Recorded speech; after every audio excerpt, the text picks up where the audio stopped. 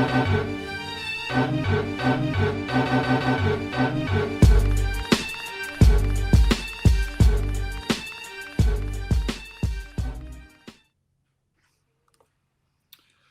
up, and welcome to episode 160 of Throwback Hoops. My name is Rob Clayton, and I'm joined as always by my main man, Woody V. Good to be back for another week, Robbie. Always good to chop it up with you, my man. Always, mate. And the NBL's done. We're recording on Monday, the 24th of March, so the season wrapped up yesterday in that big Game 5 there down in the Gong. So, yeah, obviously we've got a lot to recap with that, but also a lot of NBA news and just a lot going on in the basketball landscape as always there, Wood. So, just before we get into our jerseys, just a reminder, please make sure you like, rate, and subscribe on YouTube or wherever you listen to your audio podcasts. But, yeah, let's start it off, Woods. I think you're wearing a pretty appropriate jersey today, so why don't you stand up and show us who you're rocking? Sure. So what are you standing up rocking? The number 6 Illawarra Hawks, William Davo Hickey jersey. Very nice. And I know you wore the Davo Hickey jersey, the black one, I believe, a few weeks back. We bought them in tandem, didn't we? We decided not to get the same colour, so I got the black one, you got the red one, but yeah, very fitting jersey. All right, so there's a couple of things I want to talk about. Like, Davo Hickey yesterday should have won the MVP of the Grand Finals, the Larry Sandstock Award. However, the award went to Matthew Dellavedova, right? And Delly graciously walked over and handed him the trophy, okay? Now, there's a lot of back and forth going on social media now about how the rules should change. They voted on a game-by-game basis as opposed to looking at the holistic series. But one thing I'll say, Robbie, is, and I'll talk about Davo Hickey in a second, but 1969 in the NBA, Jerry West won the MVP. That's the only year in the history of the NBA that a player from the losing team has won the Grand Finals MVP. Going forward, I think the NBL need to look at changing the rule to make sure that the winner has to, the MVP winner has to be on the winning team, right? Yeah. Well, I've got some experience with that, Woods. You know, I'm a lifelong West Coast Eagles fan. So when I went to the 2005 AFL Grand Final, Sydney beat West Coast. We beat them the next year, but Sydney won that game, and Chris Judd from West Coast got the Norm Smith Medal, which is essentially the Grand Final MVP, for want of another word there. So I remember that was highly controversial at the time, and Sydney fans are really unhappy. Like, we've won the game, you can't give that best player to someone from another team. It doesn't happen very often in sports, but yeah, I mean, I think I said to you a few days ago, and I thought it was a pretty good tip by me. I thought if Illawarra win, Davo's getting this finals MVP, and you're like, nah, hang on a minute, you might be right. But look, and I said to my daughter yesterday, if Melbourne win, Delhi's going to get it. If Hawks win, Davo should get it. I didn't think there was any real doubt about it, but yeah, it kind of, I wouldn't say it spoiled things, but it was a bit of a shock, wasn't it? It sort of got a bit of unnecessary attention, so a lot of people aren't happy about it. I don't think it was a great look for the NBL when Delhi's getting the award, the whole crowd's booing the result, and then Delhi walks over, gives it to him. They should they should decide holistically on the 5 games, not 3-2-1 on a game-per-game basis, right? Yeah. And then a rule should come into play that the winning team, the MVP has to come from the winning team. In my opinion, that's how I think they should do it. Yeah, look, it's a tough one. It almost seems to be a case-by-case basis. Like, what would happen in that scenario? Let's say Chris Golding, right? Let's say Chris Golding averaged 45 points in that series and literally got, 8 3-pointers in every game of the 5 games, and they lost in 5 games. And he was clearly the best player. Do you know what I mean? I think sometimes there can be some changes there, but I think this year, it was so close. And, I looked at the voting today, the various votes here. I'm like, oh, what if someone had gone this way and gone that way? It was still a good 3 or 4 votes I think he won by. So even if they could have switched a few 3 and 2s around, Delhi still would have won it there. So there's no hard and fast rule in the NBA that the winning team has to have the MVP. But in the last 60 years, we've only seen one. So for something like that to happen, it's going to be extremely rare, right? So it sounds like what you're saying, Woods, is maybe ditch that whole 3-2-1 format there and get some judges together in the last game, whether it's game 3, 4, or 5, and then decide between them who it is. So at the end of game 5, in the half an hour or an hour it takes before they bring out all the awards and everything and set up the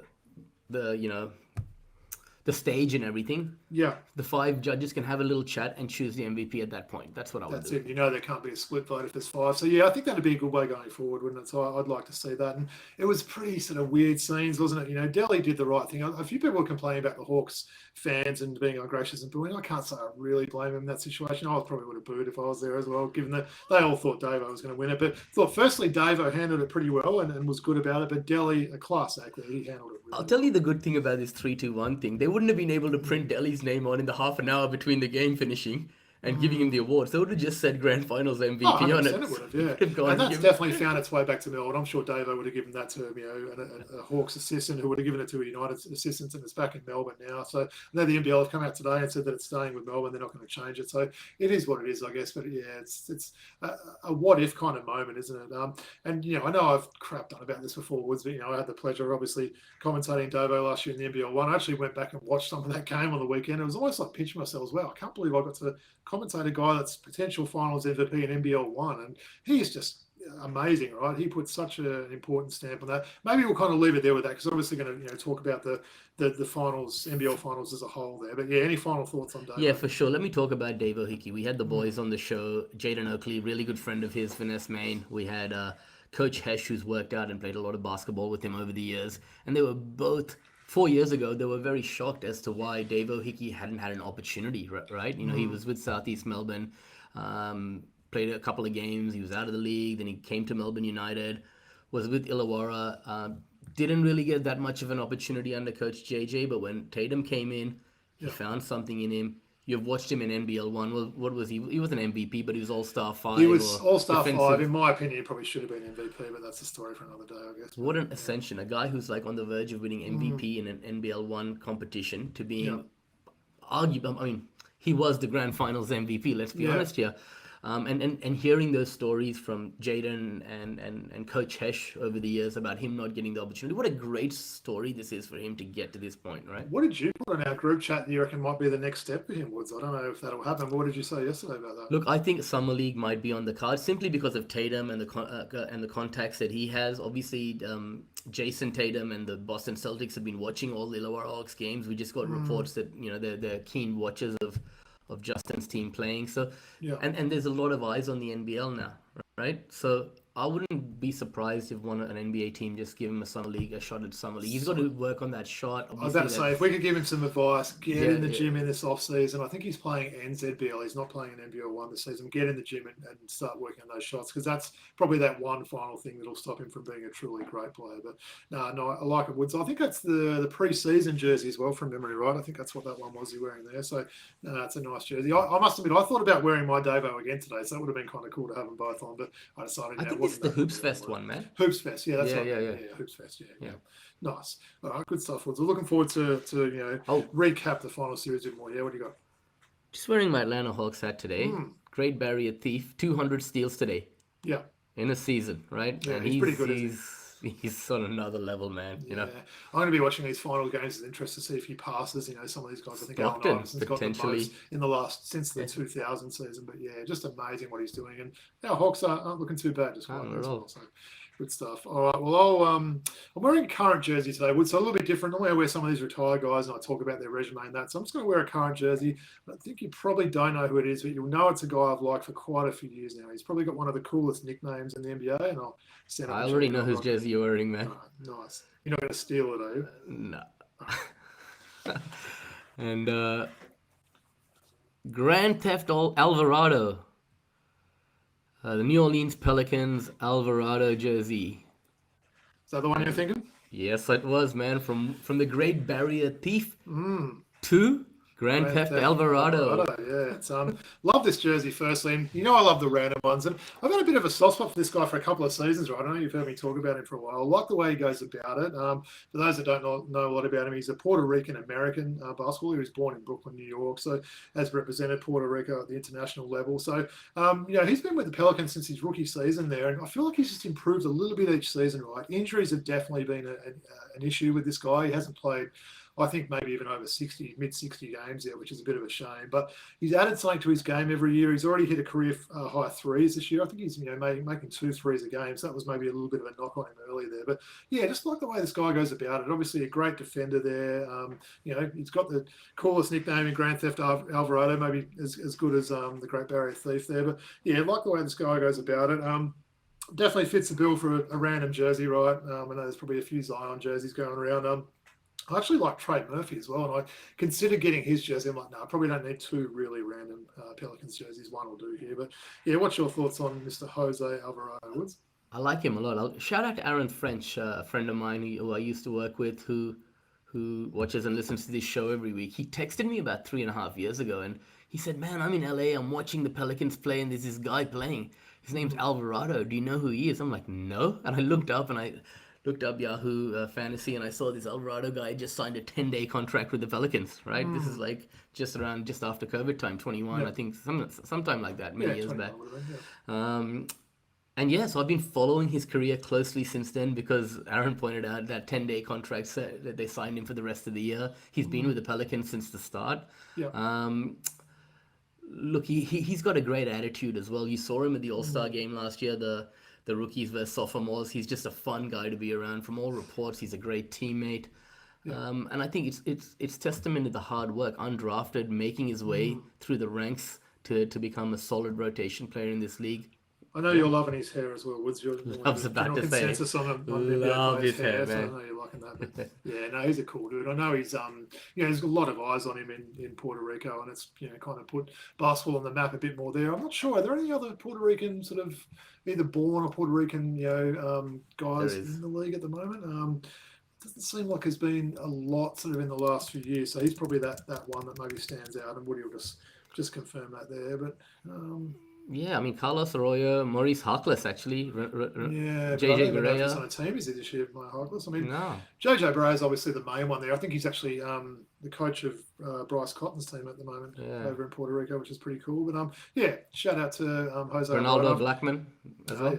Yeah, geez, that's a blast from the past. Former Nick there. I've got that Puerto Rico song in my head, if you know that one as well. Yeah, I do. Master Flex used to mix up back in the day. So nice, bit of a random one I thought I'd show anyway, this one here would. So, and look, I'll end this little first segment with a card of the week. So I said to myself yesterday, whichever team wins the NBL, I'm going to show like some nice card from that team, right? So I was either going to be a Harvey or a Samson Froling card. And I thought, you know what, why don't I show some love to Samson Froling there? Obviously missed that last game, had a great season, had a great last few seasons. So this is a card from the 23 NBL season. So it's a 23 Topps Chrome NBL card.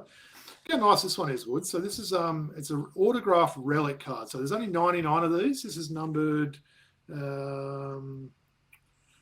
number 67 of 99. So it's a game is Relic, not the most exciting one. You get some with a few colours on, but nice signature on that one. So I really like this card there. And a guy that you kind of felt for yesterday, but look, he was a massive part of why they got there, and he would have been celebrating as hard as anyone and probably forgot that he was on those crutches by the end of the night, I would have thought. So shout out to old mate Samson Froling, as we like to call him, and wish him the best with a speedy recovery. It's not going to be a quick one there, especially a big guy there. But I think one thing to his credit was he's not someone that relies on massive athleticism there. He's not the fastest guy. He's not the highest jumping guy. He's just got some great post moves, a skilled player. So hopefully that all comes back to him, and he's out back on the court at some point during the next season. Yeah, look, he's got a game that could translate to Europe. He could get opportunities overseas. So I think that, look, testament to his attitude and his character, supporting his teammates, being there, being that coach off the floor. He's on crutches and he still was able to get up on stage and make that speech. And shout out to him, man. And just got to check one thing with you, right? Is he still eligible for the Rookie of the Year? He will be for another 5 years, I think. Yeah. So in the year 2030 or something, he's still a chance to make it. He'll be in his early 30s then. But absolutely. Yeah. No, that's a funny one, isn't it? But great to see. Do you like his hair as well? I love his hair. The man bun, man. I always support the man bun, right? Oh, nice. All right, well, as we mentioned, Woods, a lot to talk about. And of course, we're going to start off with the NBL. And we're going to kind of put a bow on the NBL, I guess, aren't we now? We're going to talk about this final series. Plus, as teased last week, we're going to quickly go over our preseason predictions and kind of name and shame and see how we went. Was there any we were really off on, any good ones we had there? But sure. Look, the Illawarra Hawks are the champs, Woods. It's their first championship since 2001. Thought it was pretty fitting. It was their first one at home as well. So when they beat Townsville 24 years ago, it was in Townsville. So I guess it's a very different feeling celebrating in front of your home fans and everything like that. So I was pretty happy for them in that regard. Thought it was a pretty good series. So we'll go over games 4 and game 5. So interesting, the 10-point margin in yesterday's game was the biggest of the series, which I thought was pretty crazy. And if we're looking at a total points of the series, it was the Hawks 461, United 454. So this is about as close as a 5-game series as you're going to get. I know we missed a lot of the finals last year, weren't we, when we were in America? They were on at crazy times and we're trying to watch on phones, a bad reception. So it was good to kind of, watch all these games there. But, we'll obviously talk about game 5, but let's quickly start with game 4, Woods. this was a really gutsy win by the Hawks in Melbourne there. United had a chance to wrap it up. They had 2 games to wrap it up and they didn't. So Hawks won 80-71. Davo was just amazing in this game with 22.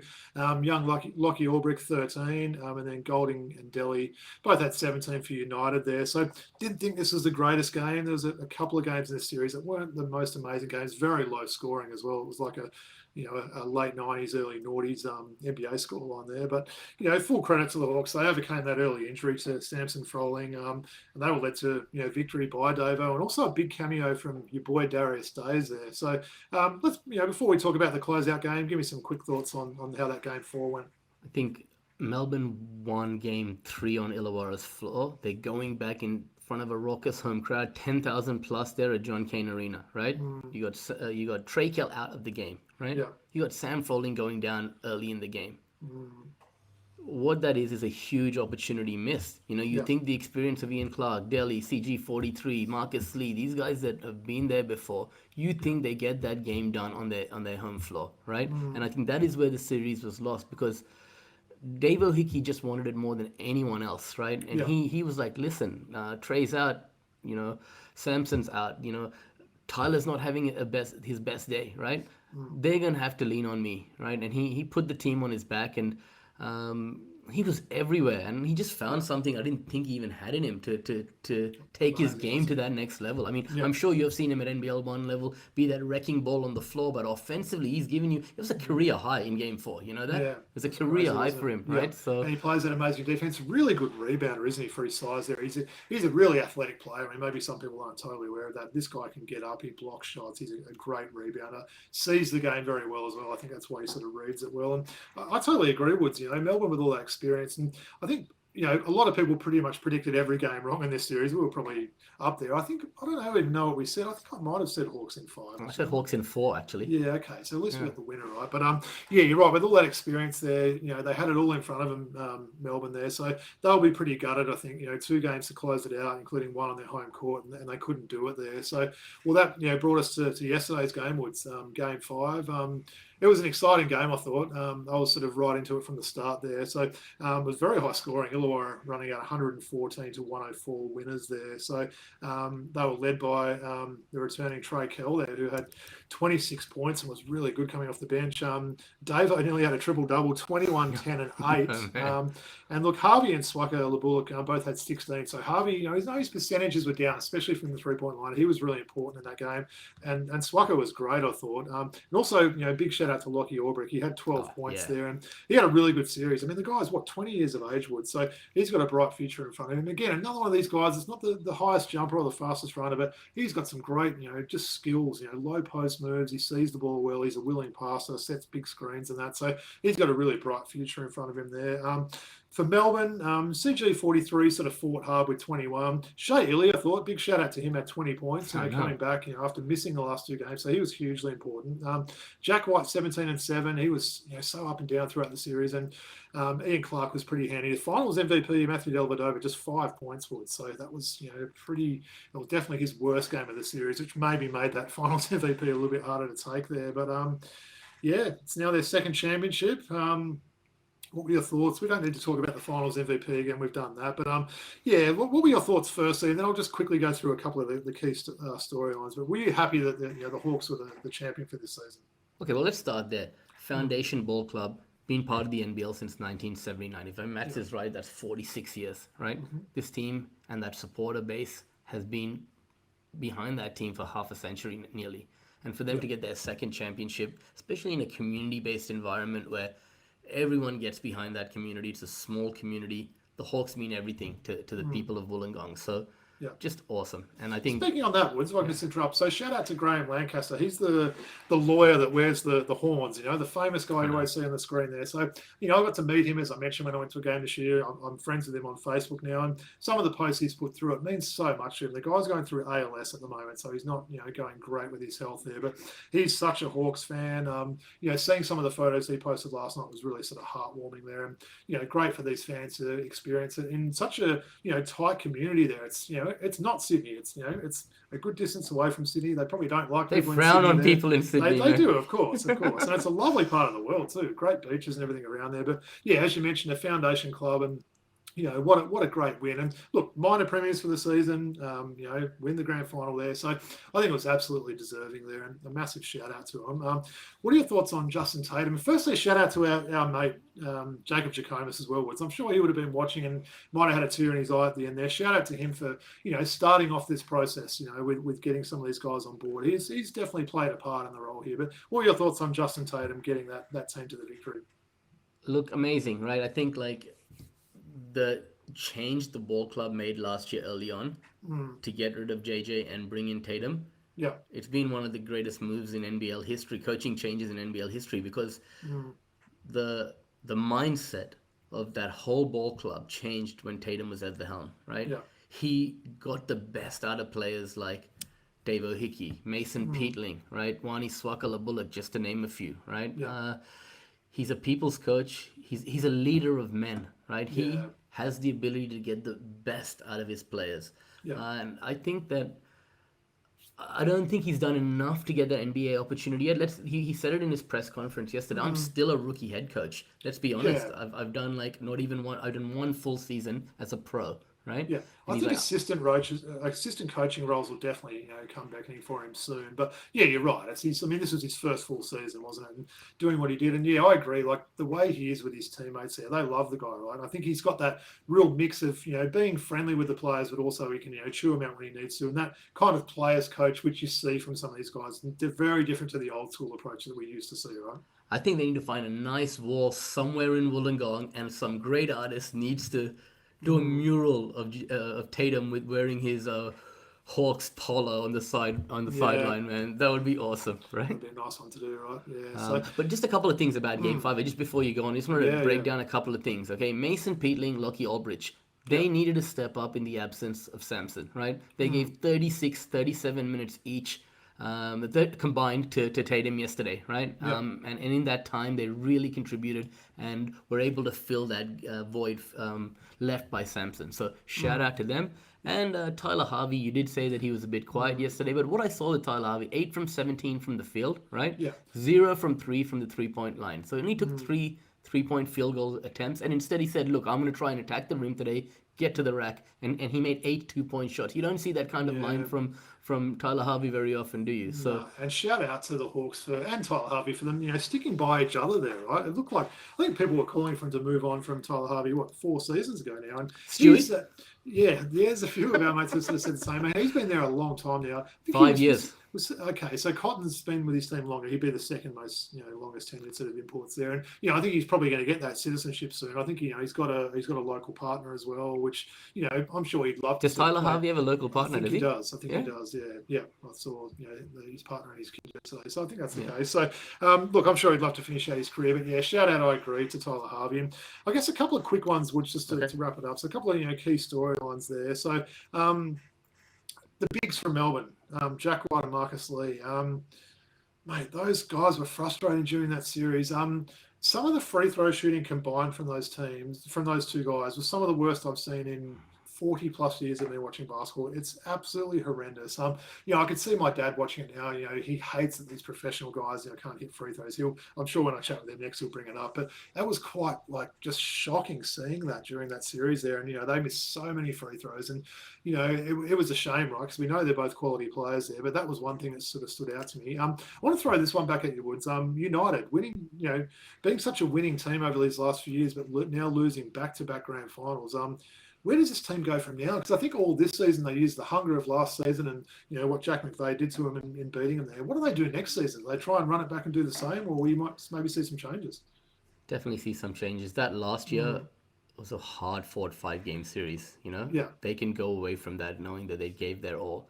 There were times in this series where Melbourne had it for the taking and just let themselves down, right? And I think that it would have been the first team in NBL history with 3 guys over the age of 34 to win a championship, right? Yeah. And Chris Golding, he's getting older. Delhi's still looks great. Ian Clark still is playing great basketball. He stepped up, didn't he, Clark? I think it's a case of upgrading that position between Lowe and Lee, right? And getting... what do they have? Who do they have? They had 2 imports only this year, right? They had Lee Just the two, yeah, because they had so much money through Marquee Australians and that there. I know you probably love to see JLA's back in that spot. We know he's really important there. If you could pick JLA or Jack White when you say who would you have next season? Probably have Jack White. Does all the X's and O's a little bit better, right? Yeah, it's a tough one, isn't it? But yeah, I think that'll be interesting to see how they go next year. But look, I think Vickerman's done a great job with them. I thought, he coached well throughout the playoffs as well. So I kind of felt from a little bit, just seeing that, those guys taking it all in, and that would be really hard for those. 2 game 5s in a row. They've got to be pretty happy, for getting there. Maybe when they look back at it in a few weeks, I'll be thinking that way. They won't be happy now. Yeah, for sure. 2 names I want to throw at you, Woods, before we move on to our predictions there. Gangrita and Toddy Blanchfield. So I was thrilled to see Blanchfield win it. It was great with his, going up with his kid and stuff like that. Let's start off with him. How special was this for Blanchfield to finally get that first championship? Awesome. And look, this is his second stint at Illawarra. And Tatum has used him really smartly throughout this season, right? There's certain games, certain matchups where he feels Blanchfield can come in and make an impact, and he's very smart about it. And I think, look, the ball club that ball club has a few veterans already, but having that old head who's been here before, played with his franchise before as well. You just got to be happy for him. 16 seasons. He can still play. I might come back for another year or two. Did you see that photo of him when he was playing for United with Zach Triplett, coming up and getting like a fan photo with him, and now they're championship teammates of the Hawks? I thought that was great there. I saw that. It's funny. I was talking with my wonderful daughter Emily on the way to school today, recapping the basketball as we do. I was telling about the Dan Greta story, right, and sort of how he had these injuries and how he could have just thrown in the towel and went, you know what, I think I'm done with playing sport now. These recoveries have been too hard, season-ending injuries and that. But that was really nice to see him win it yesterday. That was probably one of the ones out of all the players holding up that trophy I was most happy for. Yeah, what were your thoughts on Greta and his hair getting that ring? I mean, if that guy was playing in Sydney or Melbourne United, it might not have been that easy for him to get through that. But being part of a community, as I mentioned earlier, a ball club where everyone gets behind each other, the community gets behind all its players. It's a smaller environment, one that allows you to thrive in a different way. So I think being part of Illawarra in that small community allowed him to have some of these setbacks and come back strong from it. And the kid's still young. Let's not forget it. He's still 26, 27. He's got years ahead of him. So he's a smart player too, isn't he? He's got some stuff out there at both ends of the court. So yeah, great to see that. And can you see this team pretty much getting everyone to come back as many people as they can? Or? It's all going to come down to Tatum and what happens there. I think he'll come back. He's on a 3-year deal. I think he'll want to come back, and he gets back-to-back championships, and then he applies for a job in the NBA. I think I mentioned to someone earlier, Chase Buford, back-to-back titles with the Kings. Coached in the G League previously as well. Went back, couldn't get a job as an assistant, right? True. Actually, one last storyline was before we move on. Your boy and our boy, because this one chips at both of us. One, he swackled the bullet there. Now his 4th championship ring there, and that guy is still young. How amazing is that, right? Success seems to follow this guy wherever he goes. Yeah, I think Chase Buford was great for him, and then Tatum's been great for him too. And then previously having would have been who was his head coach in Perth? It would have been Gleason. Yeah, for sure. So I mean, look at that. 3 great mentors to learn really from. Good coaches. Now he's a veteran in this league. He's an 8-9 year pro. Yeah. He'll be running out of fingers soon. I'll tell you what. Yeah. David Stiff has 7, 6. Yeah, Stiff, and then you've got obviously Wag stuff up there. Yeah. And also on Jesse Wag stuff. Actually, no, we'll talk about that later, but congrats that he's back as well. But, I've got to say, Woods, really enjoyed covering the NBL with you again, as we do, and we certainly will next season. We'll certainly touch base during the off-season if there's any movements. We'll be on Bryce Cotton emergency, news alert there. Depending on what happens that, and I've got every finger and toes crossed there. And we'll also probably update on how some of these guys are playing in NBL 1. I know I looked on the NBL page. There's a lot of these guys that are going to be playing through the off season, which is great to see. But yeah, another really fun season. I know we've enjoyed it there, and massive congratulations to Illawarra Hawks for the 2025 championship. Nice. Well, on that, we made some predictions, didn't we, at the start of last season? We did have Nath on that show, our great mate Nath from the Sport Bloke. So we're just going to go through our predictions. I will give Nath a bit of a shout out, Woods. He was the only one of the 3 of us, and we did these predictions last year to have Tasmania missing out on the playoffs. I remember we were like, whoa, that's a pretty big call. But no, he massively predicted that one well. So we'll quickly go through these. Look, I felt like we went okay. I've sort of bolded. I know you can see the run sheet in front of you. I've put in bold the ones we got right there. So MVP, I had Bryce Cotton, you had Xavier Cooks. it was Bryce Cotton. So, I started off 1-0 there, and I was probably always going to pick Cotton. The All NBL team. So, look, we both had one of these 5, which was Bryce Cotton. So the actual team was Cotton, Davis, Kell, Harvey, and Hurt. It's a bit hard with guys like Matt Hurt, isn't it? You're not going to really know at the start of the season to make a prediction there. And with Davis, I guess. And the guys that we both had PJC, who's seemed like a good pick. We had a lot of injuries. I also had Cam Oliver, Jack White, and Cooks. And you basically had similar guys. You had Derek Walton as well as Milton Doyle in that one there. So, Milton Doyle probably wasn't as good as the season before. Jack White was good, but, probably that team was so complete he wasn't really a chance of getting it there. But I think it's hard, isn't it? When you look at, 2 of those guys making it were Hurt and Davis. I don't think either of us would have really considered Kell or Harvey when we did these as well, right? So maybe Kell. Maybe. And shout out to Kell on his 3rd team down. What a player he is, right? Really special player. So we got 1 out of 5 there, so not too bad. That's terrible. Well, it is, but like I said, how would we have picked Kendrick Davis and Matt Hurt at the start of the season before seeing these guys play? No one would have had those guys. So maybe we could have got one of the Hawks guys, but I think it was pretty hard. But grand final winners. So we both had Sydney to beat Perth. So I think we were way off on Sydney. They had a pretty disappointing season. Perth were a couple of plays. Goaltending call. We actually did see Melbourne get a goaltending against them yesterday, which I was pleased to see. But we didn't get that one right, so we both missed out on that one. Yep. Semi-finals, I had 3 of the 4 teams. So I had Sydney, who didn't make it, Hawks, Perth, and United. So those 3 did make it. You had Sydney, Perth, Melbourne, and Tassie. So Tassie, you obviously are a bit off on there. You were giving them some respect after winning last year. But any thoughts? You want to defend your Tassie pick or anything like that? Or? Yeah, I remember being on the fence about Illawarra or Tassie, right? In fact, I had Illawarra coming 4th, but Tassie making it in from memory. Yeah. Did I? Yeah, no, you did have that. Yeah. And I had Illawarra 4th as well. So you're right. You did have Tassie in your top. So Illawarra in your top 4, but you thought maybe Tassie would come in through the playoffs and beat them. So play in and beat them there. Yeah. So fair call there. Look, I won't read out our full top 10 in order. Basically for the bottom team there, I had Adelaide second last, New Zealand last, and you had New Zealand second last, Adelaide last. So I guess we probably both need to give Adelaide a bit of credit, don't we? They did make the play-in. It wasn't a very up and down season for them there, but they went a bit better than we kind of thought there. We were pretty close with them. Obviously, Tassie were a little bit down on there. You were probably a bit higher on Cairns, but I think you're always going to do that, being a bit of a Cairns, stand there. They as were well. decimated with injuries. They were, and New Zealand had that really sort of poor run as well. So I think we were pretty close on New Zealand. We expected them to have a pretty down year, and they did. But New Zealand would have been a lot better if PJC didn't go down and miss so many games. Yeah, 100%. And also maybe not going over to America and getting all your players hurt might not be it. Also getting Taka Fall to come in ahead of Freddie Gillespie really ruined that team this year, right? It didn't go well, did it? So we picked the team with the worst record. I had New Zealand, you had Adelaide. It was Cairns with that 8-21 record. We did some little wins predictions for our own teams, didn't we, Wood? So we weren't far off there. So for your Kings, you had them 21-7. I had them 18-10. They ended up being 16-13. So you were 5 games off there. I may have made that throwaway comment that they could probably beat Washington or some random NBA team there. So look, we were off on that one, right? I love their roster at the start of the season. We've spoken about that a bit, but 5 games off. How are you feeling about that prediction?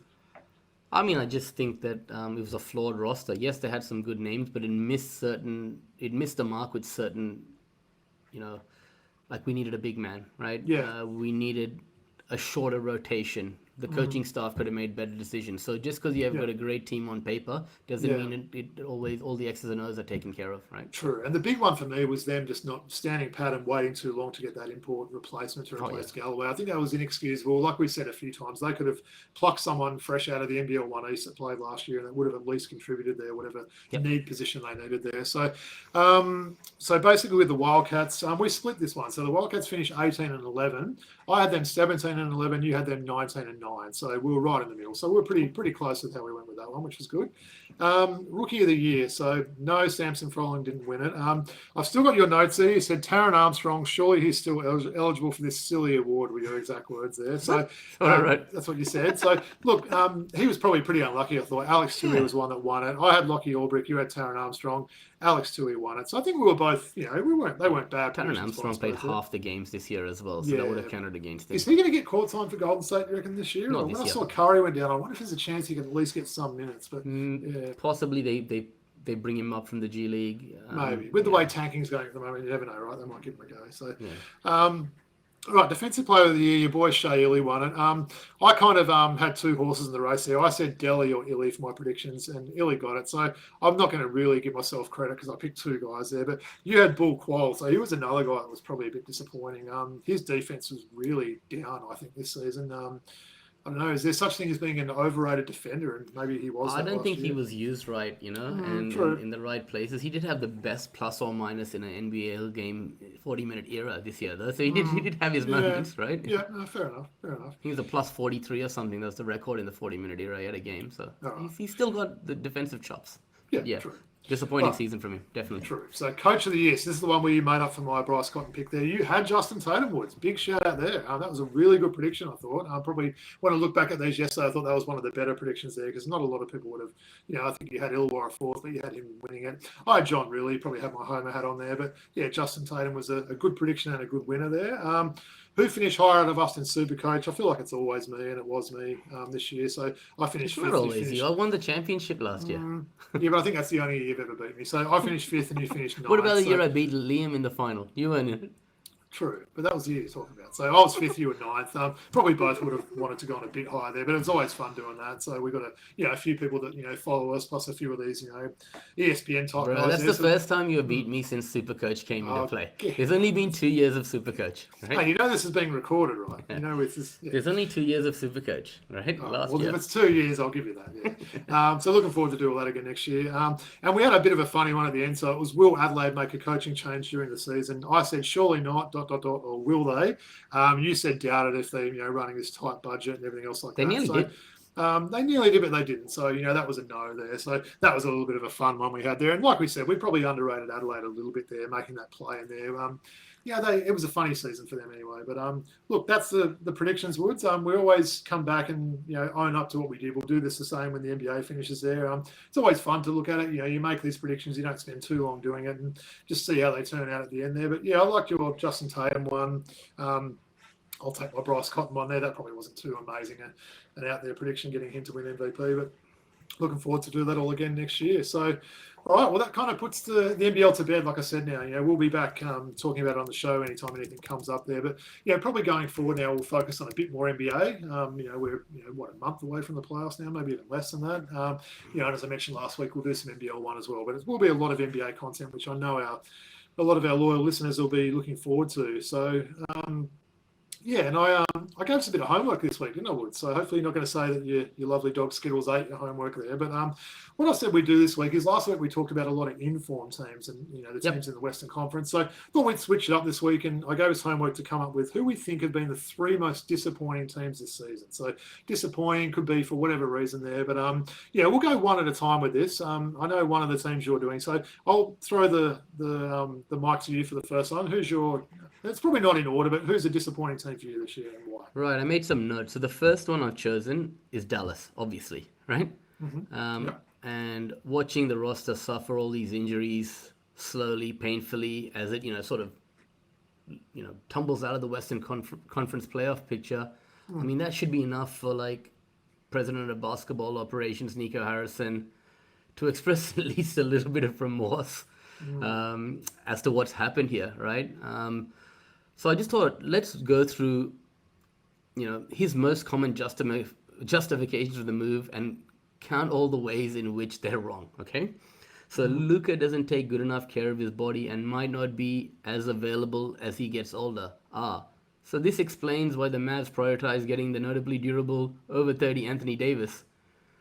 But he's going to cost so much money. Generational superstars tend to do that, and it's not like Davis makes him mid-level, right? These are just a couple of points that I've made here about when he looks back on it. Is he going to look back on it and have some regret and remorse, let's say? And it doesn't seem like it so far, but yeah.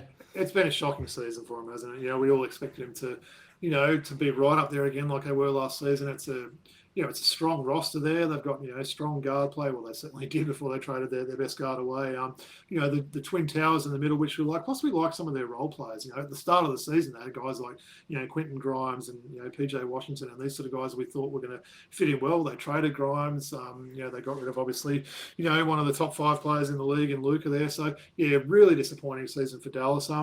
Do you think they're a chance of making the play now, or do you think they'll just fade away and not make it there? Because they probably don't want to make it now, do they? I think they shouldn't want to make it, right? And like one point I will make as well is you remember the Boston Celtics after making their initial finals appearance in 2022, what they did in the East, right?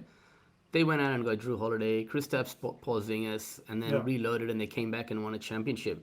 This past summer, Dallas got to the finals. They did add Najee Marshall, Klay Thompson, right? Yeah, Klay Thompson was probably the big name signing there. I don't think he was bad either, and he hasn't been bad. But yeah, you know what I mean?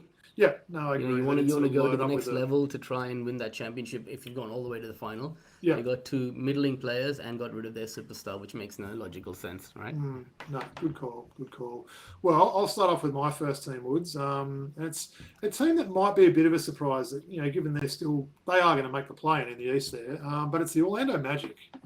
Yep. So last year, these guys finished 12 games over 500 with a 47-35 record. I know I had really high hopes for this team, and I predicted that at the start of the year. I thought they'd be a top 6 team in the East and, continue to improve, but they've really struggled.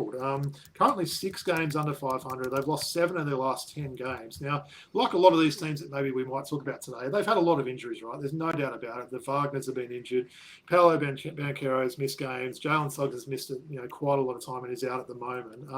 But I still thought they probably had the depth to cover this, right? And even when they have been healthy, which is kind of healthy now compared to what they've been, they just haven't been able to get it going, have they? So that's probably the team for me. Winning 47 last year, I might have expected them to get to that 50-win mark. A 3-win improvement there with some young key additions there. We know they're well coached with former NBL player Jamal Mosley there. So that's the first one for me. Like I said, Woods, they're still going to make the play, and who knows? Maybe they could still win a round or 2 in the playoffs. But so far for me, they've been pretty disappointing. Thoughts on that? I think Jalen Suggs is a big part of why they've struggled this year. Last year, their ascension was on the back of him being one of the best defensive guards in the league. He does so many things on the floor. Then when he's out, Cole Anthony's also out at the moment. He's been out for extended periods of time. It doesn't help them, right?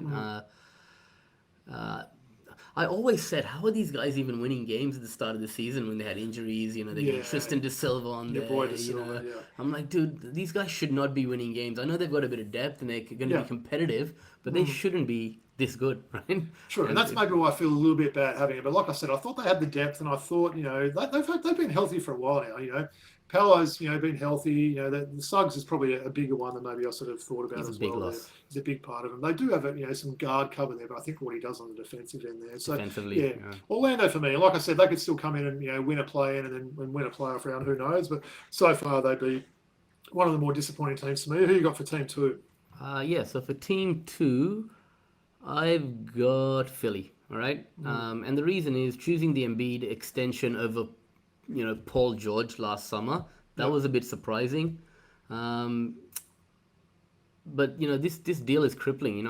If we factor in his 3-year, $192.9 million extension, the Philadelphia 76ers now owe him over $248 million through the 28-29 season. And his age will be 34 at that time.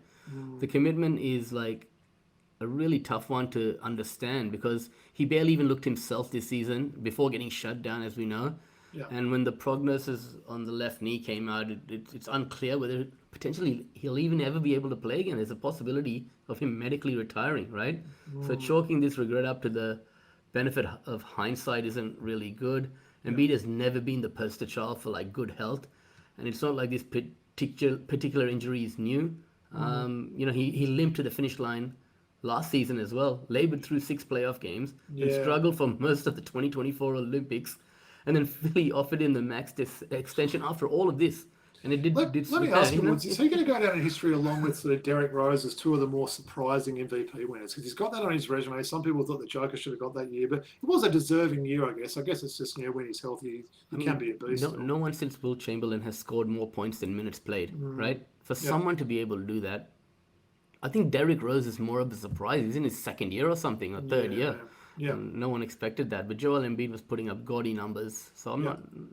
Yeah. Well, I got to watch that Philadelphia team take on our Hawks. I'm not sure how much you watched of it there. They're clearly tanking. I mean, Tyrese Maxey's had a different injury listed for the last 2 weeks, and who knows whether he'll even come back. Killing 2 of my fantasy teams, I might add.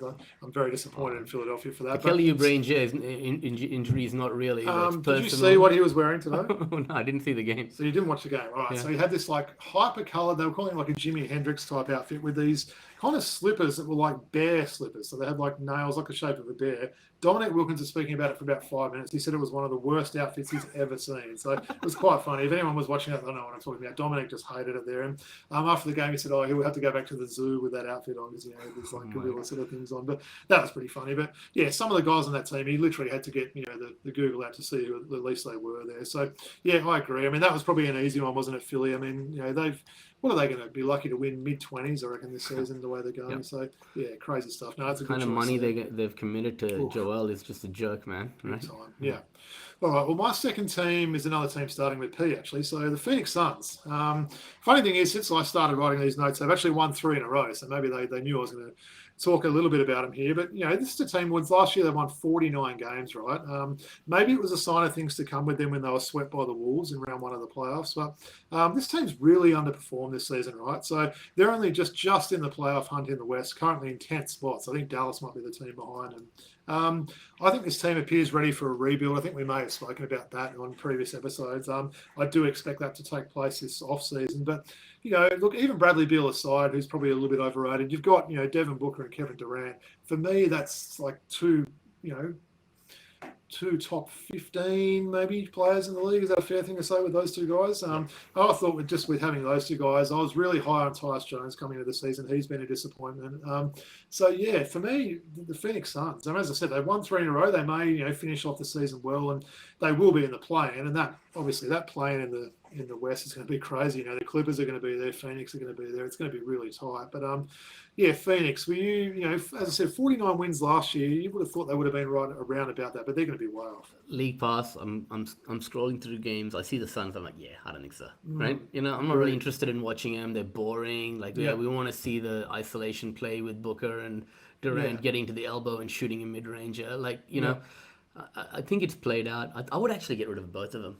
Beal's not going to go anywhere because he's on a no-trade clause. He doesn't really... We know from Washington he doesn't care about winning. If his family's comfortable in one city, he'll stay. So Beal isn't waiving that no-trade clause. He's staying in Phoenix maybe till he retires. Booker wants to stay there long-term, but, he might not have a choice in that. They may, you don't want to keep him too long and have his currency drop because he's been a bit down, hasn't he, this year? But so you reckon start afresh, get rid of those 2 guys? Start afresh. Yeah. Build through the draft. I mean, they don't have any picks, really. But they're going to be one of those teams that's going to be hard to rebuild, isn't it? An aging sort of team and everything like that. And yeah, it's been a disappointment there. I know Matt Ishbia, the owners, publicly spoken about his disappointment with how they've gone this year. But, he's got deep pockets. Maybe he'll sort of, build on that team somehow in the offseason.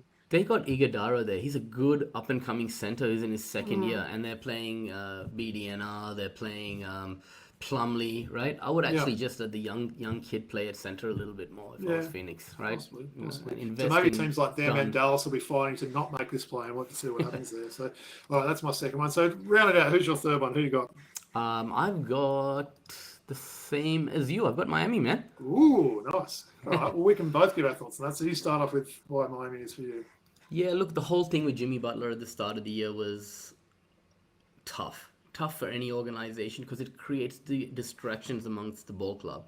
And Miami has never had that generational superstar over the last few years, but they've always, made a push, even going as far as being being champions in the Western Conference. Or was it? No, the Eastern Conference champions. Sorry, they beat Boston in the Eastern Conference Finals, and they went to the finals and lost that year, right? Yeah. But so they've always been able to, compete with the sum of the all parts being bigger than one individual, right? Yeah. This year, for the first time, we've seen that, Spoelstra hasn't been able to work his magic.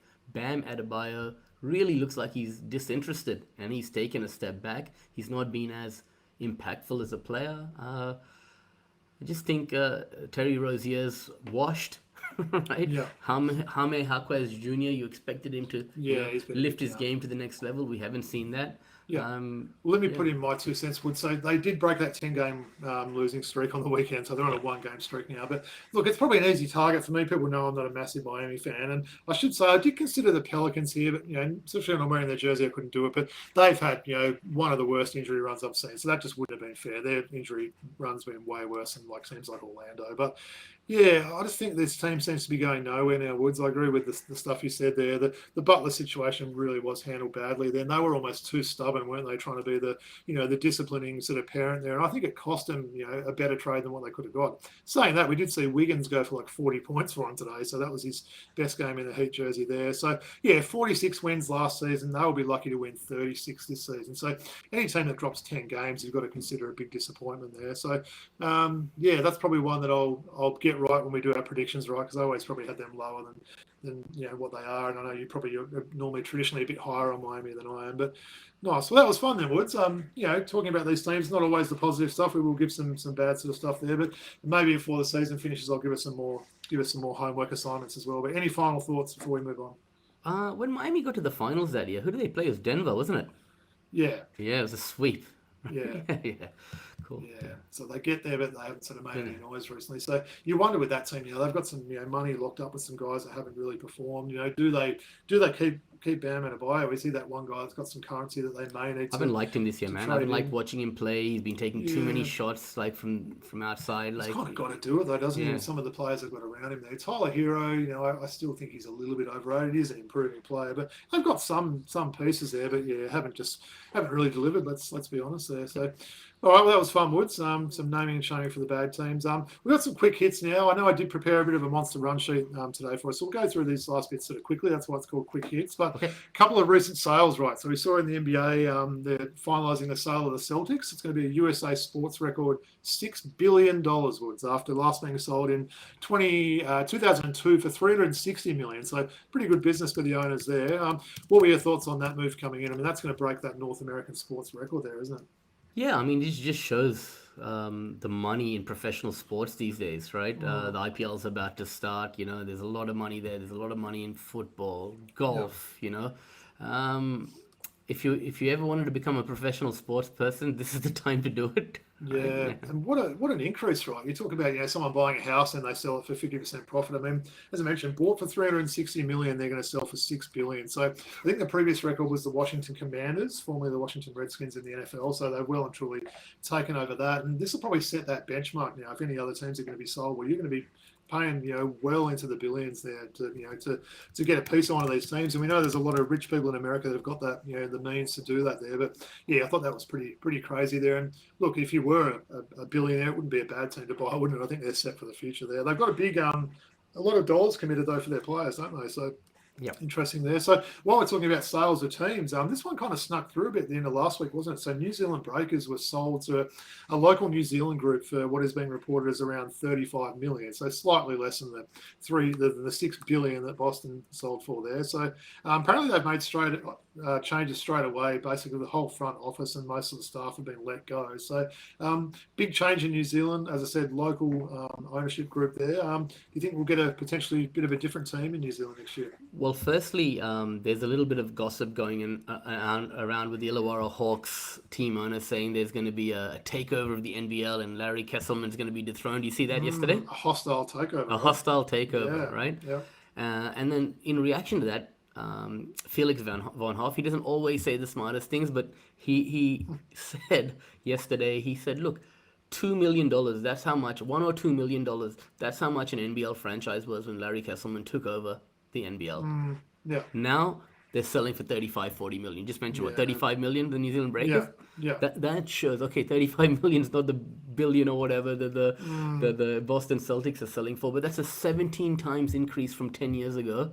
It's still pretty as solid, to what an NBL franchise was worth. So so the big question is, Woods, if we ever hit it large in the lotto, so we win like 100 million or something like that, do you want to maybe go halves in a team? Maybe we'll go. I think there'd be a lot of arguments about what team that would be, though. Well, it would have to be a non-Perth or Sydney if we could run it as a business, right? Because I couldn't imagine us doing that. But so maybe if we win the lotto one day, we'll buy I don't know, someone. We can move to Cairns, man. Relocate to far north Queensland and live in sunny Cairns, bro. could. I don't like the humidity much, but we could do that. But nice. And look, the last one on this quick hits, Woods. I did mean to mention this last week, and we kind of got away from us. But some big news with the Boomers coaching there. So Adam Caporn taking over, and he'll become the 10th head coach in Boomers history. So 42-year-old Caporn is currently an assistant coach with Washington. Perth-born, spent 6 years in the NBL as a player after playing college at St Mary's, a college that I've got a lot of love for there. He was one of those first, he sort of made a name for himself with coaching there. So I want to see what your thoughts were. Before I ask for your thoughts, Boomers player and leader of the team, Jock Landale, commented on this appointment of Adam Caporn. I'm going to bring a quote this week, Woods. I know quotes. I saw that. There. You like that, right? So Jock Landale came out and said, "I'm over the moon for Adam Caporn as he earns the honour of becoming the next head coach of the Australian Boomers. He represents everything it is to be a Boomer and a leader of this program. He's been with us through every success and shortfall, and his character makes him a fitting successor to Brian Goorjian." What are your thoughts on that appointment there? Yeah, that's really well said. I actually watched Adam Caporn play a lot of basketball when he was at your Wildcats coming to Sydney and playing many years ago. But this is a guy that's actually gone through the system, done his dues, he's gone over to America, worked there, and he really deserves this opportunity. And what I like about this assignment, Robbie, is the fact that this is a player that's in tune with the way the game is played today. Agreed. Right? Yeah.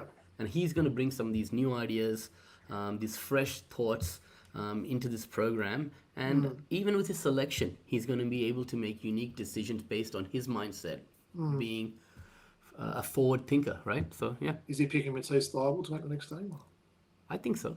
You think so? All right, cool. Yeah. No, I thought that was good as well. I know some people are like, we should have got a higher profile guy or Matt Nielsen or an American like Quinn Snyder. I like the move there. I think this is a move that's sort of set for the future there. It's a hard job to get, as we mentioned, only the 10th, Boomers coach there. But, big shout out to Adam Caporn there. Maybe he's a guy we'll try and get on the show in a future episode, Woods. That would be great to sort of chop up with someone like him one day. So, yeah, shout out to Adam Caporn there. So, let's quickly go to some true false. Wait. You got something else? What you got? I've got one quick hit for you. Right, I just want to get your thoughts, okay? Right.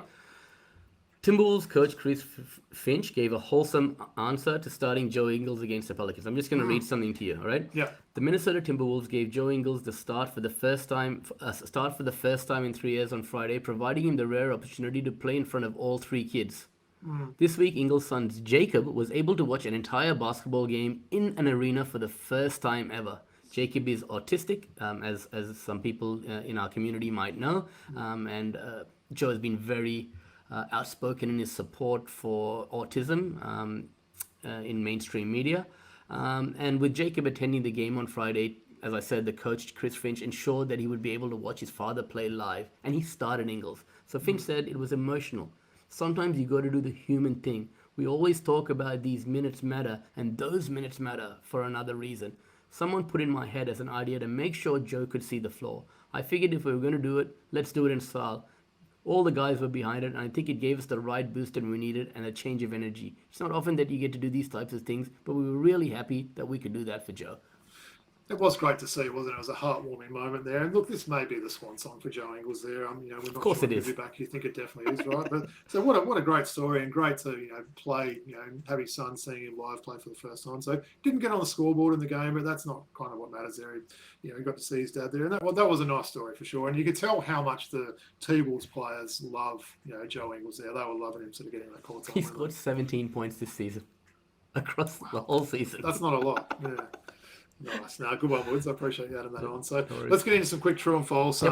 Got 4 questions today, a couple of NBL, a couple of NBA. So kind of teased this early on the show, but true, false, Perth bringing back veteran Jesse Wagstaff for a 17th season is a great move for the team. True. Undoubtedly true. Even if he doesn't play that much, just to be part of that team and that squad is great. True for me, in capital letters and underlined. I was stoked to hear this news, Woods. I know Mum and I were messaging straight away. She was really pleased. I mentioned how much of an impact he makes with these younger guys. He's the coach on and off the floor. He showed he can hit big shots with like hitting that 3 against Melbourne there. So great to see Jesse back. I'm really thrilled to see him back, and hopefully another long-term Wildcats player commits soon as well and comes back to play with his good friend Jesse, and that's of course Bryce Cotton. So good stuff there.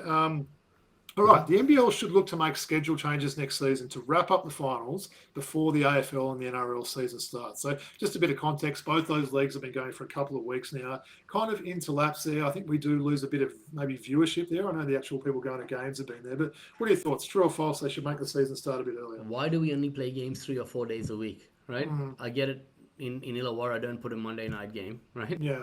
But people turn up to a Wednesday night game in Melbourne. And I think that is the plan going forward. I think Larry Kesselman's come up and said he'd love to almost play 7 nights a week. So I don't know if I love that personally. I don't mind a couple of nights off, whether it's Monday or Tuesday, maybe not every day. But look, if that's what it is, then so be it. We'll still watch it. In order to bring 2 rounds, so what are you saying? That the football starts about 2 weeks before? Yeah, already? so it's the second week of AFL, or second or third. What's that? 15, 16 games across 2 weeks? You've just got to get those 16 games across the other 18 rounds. You play an extra game around, right? Maybe start 1 week earlier and have a bit of a more condensed schedule. So they could do it there. I'm not sure how that would go in terms of, I just think that's pretty much the only sport. You're not competing against these big football codes, and maybe you get a lot more TV viewership there. Too many single-headed days as well, I noticed, right? Yeah. On a Saturday or a Friday, you'll have a single game. Let's have a double header. Put one at New Zealand. Let's even do that thing like I've seen them do in AFL, where basically on a Saturday afternoon you have like a 3:30, a 5:30, and a 7:30. It's just basically the whole afternoon and evening. I'd be down for that, right? I'm sure we'd watch a few of those. Sure, man. Yeah. Nice. All right, third one. Dyson Daniels deserves to win either Most Improved or Defensive Player of the Year, or both. True, man. No doubt.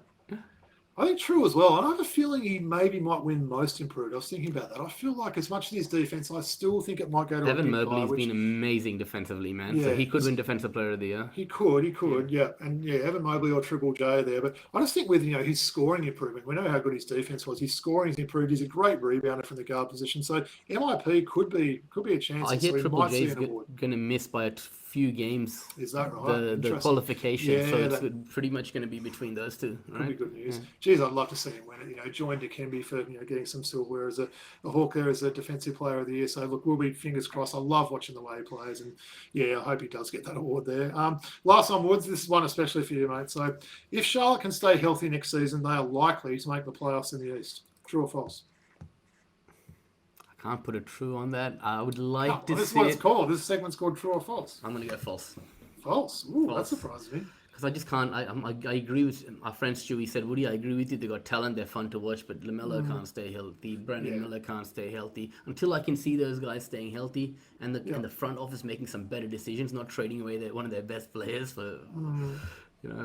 Well, for me, Woods, maybe they need to add one more veteran. It's hard to get sort of veteran-type talent to a place like Charlotte that hasn't had a great winning record over these years. But, you're right. They've got some pieces there. I know they're probably one of your favourite League Pass teams to watch there. So I thought I'd throw that one. A surprising answer, but probably an honest answer, and I'll take that. Good point that you mentioned is Taj Gibson being the only veteran in that locker room this year has been instrumental in helping some of those young guys. So, I agree, right? Is it true that you're the only person in Australia with a Taj Gibson Charlotte Hornets jersey? Oh, I reckon the only person in the world. In the world. Well, his mum might have bought one, but you've been in a handful of places got it, right? Yeah. Nice. Respect for that one.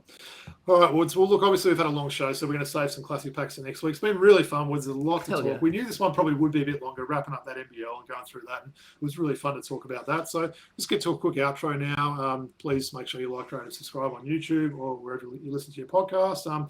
The usual socials, we can be followed on X at Throwback Hoops. I know Woody's posted after another reminder, Woods, but that's all good. I don't want reminding us. So pictures of our jerseys and cards and that. So we'll get this lovely Samson Froling one up, and I reckon people would like to see that Davo Hickey one.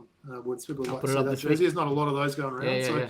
At Throwback Hoops on X, Instagram throwback.hoops, email address throwbackhoopspodcast@gmail.com. Give me some Patreon, Woods, before we wrap up. Why should people pledge some support to us there? Please jump on Patreon, look for Throwback Hoops, and pledge your support to us if you like. Yeah, cool. And just, that's, we've mentioned a few times, look, it does cost quite a bit of money for us to get this. We're out of pocket. People think we've been going a long time, got their subscribers, we're raking money, and we're still paying money to do this. We love doing it, but any support would be appreciated if you're able to. So, all right, Woods. Well, that was a fun one, as we mentioned. I'll throw it to you, wrap up the show. You got any final thoughts or final comments before we end this one? I mean, we might lose some of our listeners, because the NBL part of the season is over. We're still obviously going to focus on NBA. We just want to say thank you to all our listeners who love the NBL, that followed us throughout this NBL season. Congratulations to everyone in the wider Wollongong Illawarra region. What a great moment for you yesterday and for that franchise. So yeah, I'll leave on that. Well said as always, Woods. Well, that was fun. Can't wait to do it all again next week. There'll be a lot to talk about again. And big peace out from the Throwback Hoops group. Peace out.